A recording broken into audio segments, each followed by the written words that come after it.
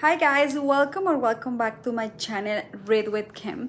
And I am really excited because today I'm going to talk about one of my favorite fantasy horror novels ever from one of my favorite authors, and I am talking about Fairy Tale from Stephen King. In the first part of the video, I'm gonna tell you what is this book about, and then I'm gonna say my opinion about the story. This is a fantasy horror book, and we following Charlie, and Charlie lost his mom in an accident. The mom was walking in this bridge and someone hit her in a car, and he was completely devastated, and his father became an alcoholic due to the loss of his wife. He was completely drunk. So Charlie, one day, he was praying so badly and said, you know what, God, if you help my dad to become a sober person, I will do anything for you. And mysteriously, a little bit later, the dad started going to these AA meetings and became sober. So Charlie was always thinking, you know what, I owe this. So one day, Charlie was walking and then he heard this dog like wow so badly. So he went and then he saw this old man that he had an accident from the stairs. He fell from the stairs. So he helped him and took him from the hospital, and in the hospital helped him, right? So Charlie became really close to this old man because this old man have nobody else. So Charlie started taking care of the Radar, which Radar is the dog, and then the house, and then this old man was telling him what to do, how to help him. So Charlie, because he made this promise, he's like, maybe I have to pay back what God did for my father. So I was helping this old man. And in this situation, Charlie create a really strong bond with Radar the dog. So then we see mysterious thing because this old man has a lot of money, a lot of gold in his house, and nobody knows where this gold come from. Like nobody knows. Charlie don't understand why he's so rich. Later on, this man died and left everything to Charlie, including Radar the dog. So Charlie goes, takes the house, and Radar is a really old dog. And I'm not gonna spoil, there is a way that if he goes to this underground world, he has to go and put Radar the dog in a specific place, the age of the dog can reverse. And then rather, instead of having like 20 years old, like he's really old, it would have like 15, 10, 9, he'd be young. So Charlie really loves the dog and he doesn't want the dog die or suffer anymore. So he finds this place where it's completely different world, and we found a lot of like monsters there living under this king that is a crazy king, like a dark king.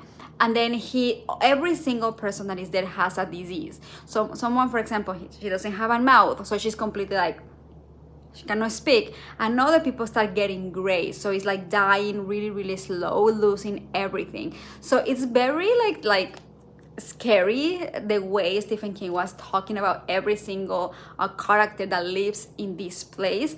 So he has to go to this castle where this like king lives and put Radar there and take all the risk to actually go. And everybody he met in the way to the castle are just incredible and weird and so amazing. Every single person, every single one has a really bad disease that is like really scary. This book is everything about the adventures that he goes through in this underground different world.